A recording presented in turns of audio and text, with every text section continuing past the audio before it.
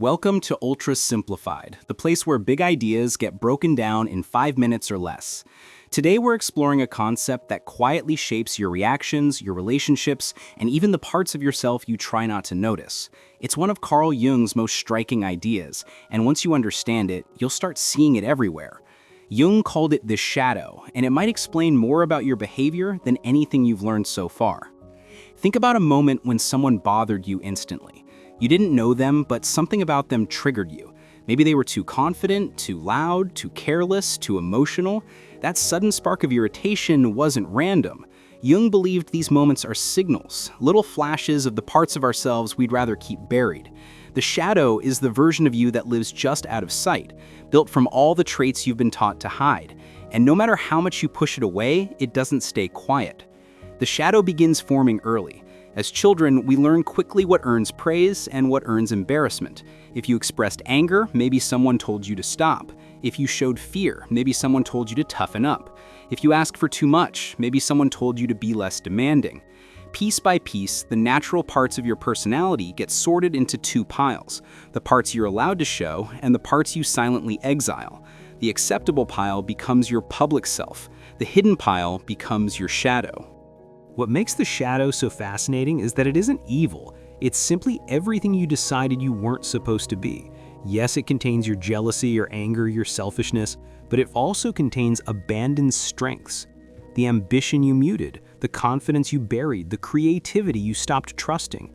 The shadow is made of the pieces you cut off in order to fit in. And it doesn't sit quietly in the dark. Jung said the shadow shows itself through projection. And this is where things get uncomfortable. You spot your shadow not in yourself, but in the people who annoy you most. The qualities that stir the strongest reaction in you usually say something about what you've refused to face. When arrogance enrages you, it may be because you've denied your own desire to speak boldly. When laziness irritates you, it may reflect your fear of falling short. When someone's selfishness makes your chest tighten, it might be because you were taught that your own needs didn't matter. The shadow uses other people as a mirror, and the reflection is rarely flattering. When we ignore the shadow, it doesn't weaken, it grows. It leaks into our lives as sudden anger, insecurity, defensiveness, or self-sabotage. It becomes the voice that tells you you're not good enough or that everyone else is the problem. Jung believed that a person who refuses to acknowledge their shadow becomes dominated by it. The more you hide from it, the more power it gains. But the good news, and the reason Jung's idea remains so compelling, is that the shadow isn't your enemy. It's your unfinished self. Working with it isn't about judging yourself. It's about listening.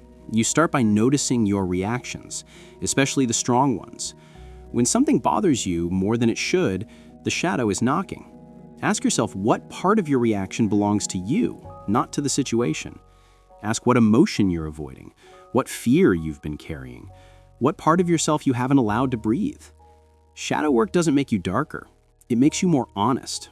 And honesty makes you whole. In Jung's view, meeting your shadow is one of the most important steps in becoming your real self.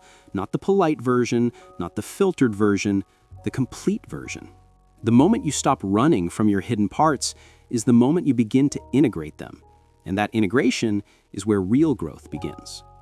If you'd like to keep exploring Jung's ideas in clear, simple explanations, let me know which topic you want next: the persona, the archetypes, the anima and animus, or individuation.